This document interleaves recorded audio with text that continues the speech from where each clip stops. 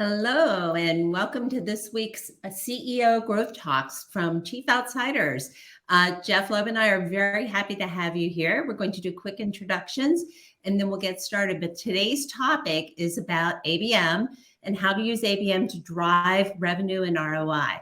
What we're going to do is talk about some pragmatic approaches. We're going to share some things that we think you should do based on experience, and we're also going to share some pitfalls and some areas to avoid. In terms of background, I am an area managing partner and a chief marketing officer at Chief Outsiders. Chief Outsiders offers fractional CMO and chief sales officer services. We handle fractional, interim, advisory, and project-based services for our clients. My specialization is B2B SaaS, technology and digital marketing solutions, and I have a really long history of working with account-based marketing programs, including launching several programs when I was in the B2B media industry for our 100 plus advertising clients. So with that, I'll turn it over to Jeff to do an introduction, then we'll get going. Yeah, thank you, Carol. Greetings, everybody. My name is Jeff Loeb. I'm a partner and CMO at Chief Outsiders. And I too have a specialty in B2B marketing, SaaS specifically. And am spending a lot of my time now working on ABM engagements for a variety of reasons. ABM is a very, very successful strategy in our current kind of economic environment, and both for net new business as well as for a growth business. So Karen and I are excited to share some practical experiences with you. So let's get started. And the first question really is around what is ABM? And if we can bring the slides up now, that would be great. So like the old fable of the blind man and the elephant. ABM means different things to different people, and it kind of is all based on your perspective. And there's kind of a heavy bias, I think, in terms of definition of ABM towards MarTech and towards the particular kind of needs that MarTech addresses. But while MarTech is an ABM enabler, it doesn't really define ABM. So we'll talk about what we mean by that. And kind of another thing is that a lot of people confuse what we used to call strategic or target account selling with ABM. And while they share some of the same principles around focus on a set of accounts, there's some big differences as well, and we'll get into that. So then the question becomes, well, what is ABM? So let's talk about that on the next slide. So a quick definition. So ABM is a strategic go-to-market approach that orchestrates personalized marketing, sales, and success efforts to land and expand named accounts. So that's kind of the core definition. And let's parse that a little bit and kind of break it down. So what do we mean by a strategic go-to-market approach? Well, at its heart, ABM is really about telling our best stories to our best prospects through our best channels with our best offers. So that's really around marketing strategy. It's really around kind of the ideal actualization of our marketing strategy. And then there's this idea of orchestration. And this is probably one of the most important concepts and perhaps what distinguishes ABM from traditional strategic account or target account selling. And think of orchestration really as being kind of the ultimate in sales and marketing alignment. So we always talk about the importance of alignment and the challenges of aligning sales and marketing. ABM, by definition, really drives tight orchestration between sales and marketing. And then personalized. There's always some level of personalization in an ABM program. And what we're really trying to do is drive higher engagement through different levels of personalization of messaging and offers.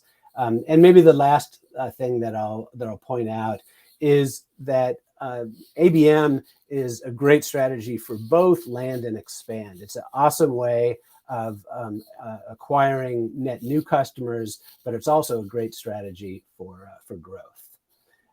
So let's move on. And Carol. Okay, so the question that becomes, why not inbound? Inbound's been fabulous for years, and because of its success, I think the pendulum has swung so far that we need to bring things back in balance and center a little bit. The challenges that any of us that have worked on inbound, I imagine most of the folks on this call might have some experience with this, is you end up with a large volume of less than highly targeted leads. You have to sift through those leads. The sales organization can become very frustrated with lower quality leads, and you end up with quantity over quality, and that then breeds challenges within your organization between different functions like sales and marketing.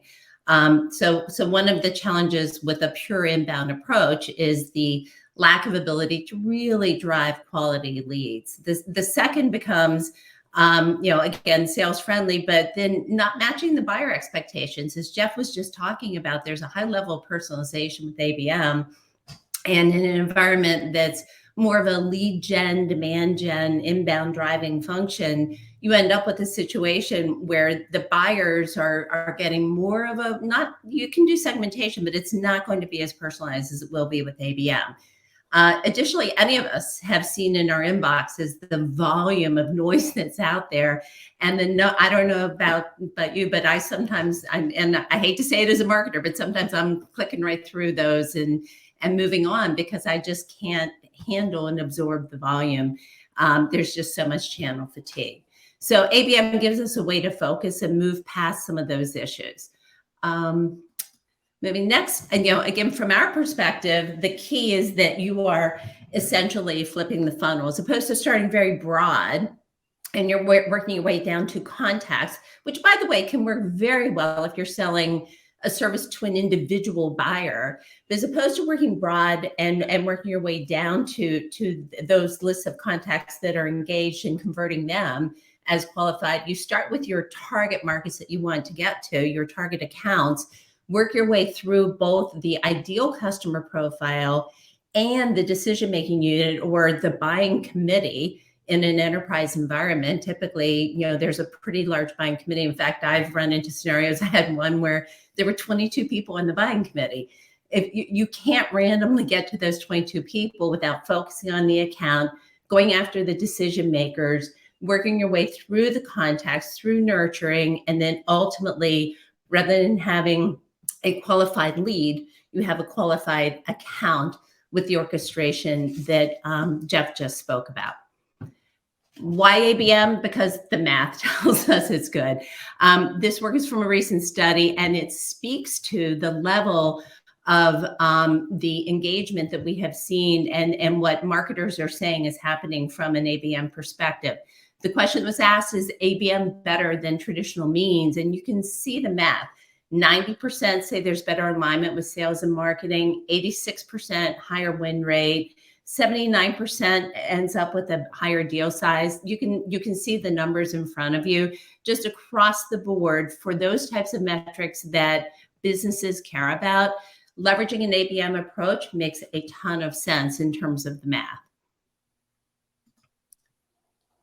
The important question I think that one has to ask is, when should you use ABM? And just like inbound, it's not a panacea. There's a balance and there's a decision that you have to make. You have to think about, when is this approach going to work for me? So we've created a matrix that's basically lays out two key dimensions and speaks to the decision process with those key dimensions. The first is go-to-market maturity. Is your organization able to implement ABM? And if they are, what type of ABM should they implement? the types of questions that you would ask yourself is the team experienced? Is the team properly resourced with people who have depth and experience? Do you have good insights into your clients? Do you understand exactly who your ideal customer profile is, what their buying journey is, what their information needs are, who the different roles are that are on the team? For example, if your business is selling a technical solution, do you understand the information security buyer, the IT buyer, all of the players, procurement, et cetera? If you're clear about the buyers and you're clear about the needs of those buyers, that's great. The next question you would ask is, do you have the right level of sophistication to be able to actually get to the right accounts? Are your marketing folks comfortable with intent? Are your marketing folks comfortable leveraging automated triggers? Do they understand how to work with new technologies and integrate new technologies in? And finally, do they have the processes in place and the tech to execute? The answers to those questions help you get to the point of what should you or shouldn't you, and what flavor of ABM should you be implementing based on the answers to those. Across the other axis is the level of solution complexity and the value that you're offering. So in essence, when you're thinking about the accounts that you're dealing with, are they large businesses, large deals? Are you looking at, say, a $50,000 average contract value? Are you looking at a $5,000 sale? Are you looking at something that has a multi-year investment opportunity because you're going to be continuing with the annual recurring revenues? Yes or no? I think that makes a difference. How complex is the sale? How many people are on that buying committee? What is the review process? And basically, if you understand those levels of complexity, you can again separate low complexity on the left, higher complexity on the right, and then choose a strategy that makes sense for you. So for example, high tech, high touch, account centric, you're going to be leveraging maximum sophistication and technology in a one-to-one, one-to-few. In the lower end, in the bottom left quadrant, perhaps you don't want to go with ABM. Focus on inbound and focused on other aspects of demand gen, but don't really put the emphasis and effort into ABM. We're going to move on now into how we execute, leveraging the strategy, but I'll just emphasize that without the strategy, as we go through this process, without a clear strategy, without the thought process that goes into it, you're setting yourself up to fail. It's really key to answer these questions before you begin to talk about implementation. Yeah, so that was awesome, Carol. Thank you. And by the way, we will be answering questions. So if you have any questions, you can put them into the comment field, and we'll answer them at the end. After implementing many ABM initiatives across different size companies and industries, there's a set of questions that always come up, that become kind of the core questions that companies ask as they start to go take their ABM journey. And the first question is really around, what are the core components of an ABM initiative? What do we need to be thinking about? What are the pieces that we need to implement? And the second question that's always asked is, well, how do we get started? How do we get started, and how do we get results fast? So this graphic kind of addresses those issues. So if I start by looking at kind of the 6 kind of core ABM program elements, these are the things that we've found are kind of central to every ABM program and need to be addressed. And per Carol's last slide, it really starts with goals and strategy, trying to figure out what we're trying to accomplish with the program, whether it is around landing new business, whether it's expanding business, whether it's landing a particular type of customer. Those things are key, and then just defining some targets and some metrics around them as well, starting with engagement and leading to meetings and eventually deals. So that's kind of the first component. The second component is really around targeting. So it's around identifying the ideal customer profile and selecting the target accounts. And this is one of the most critical aspects to find the folks, because we're trying to go after our very best targets that we think we have the strongest value proposition for, maybe the best experience with, maybe the most case studies, et cetera. And to define very specific messaging that will resonate with them. And then to identify the specific target accounts that we want to use in our program, as well as kind of do the contact discovery. So we've identified the buying team from every account. So that's the second piece. The third piece is really around the channels and the touches and the orchestration. And the next slide will drill into this in a little bit more detail, but it's really around the mechanics. So what does the program actually feel like from a prospect's perspective? What are those series of touches that they're going to get from us?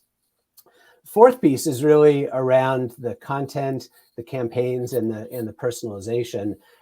So content, as we know, is king. It's really important to have great content that supports every touch within the process. That we want it to be educational and thought leadership, and it's all about adding value and providing value to our prospects. And having personalization at the appropriate level, depending upon you're executing a one-to-one, one-to-few, or one-to-many program. There will be different levels of personalization, but personalization is key to driving engagement.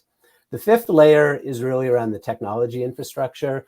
There is awesome MarTech that's available to kind of optimize every part of the ABM process. But you have to be careful, because it's really easy to over-rotate on technology and to, in essence, locally sub-optimize. You can become so focused on using, say, intent data that you become preoccupied with that, and you lose kind of the bigger picture. So figuring out what technology to use, and our belief is you can get started with a pretty basic core set of technology. A CRM system and a marketing automation system is good enough, to get going, and then you can layer on different levels of technology on top of that. And then finally, reporting. So we want to be able to report on our progress. We want to have good indicators of early progress.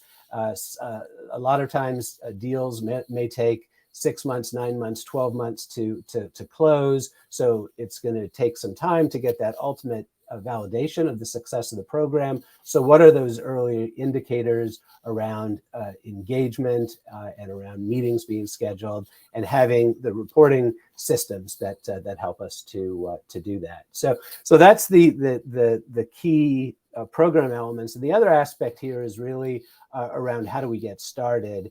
And this is where we feel it's really important to adopt this idea of a minimum viable pilot that allows us to get started really quickly. And I'll talk more about that in a little bit later.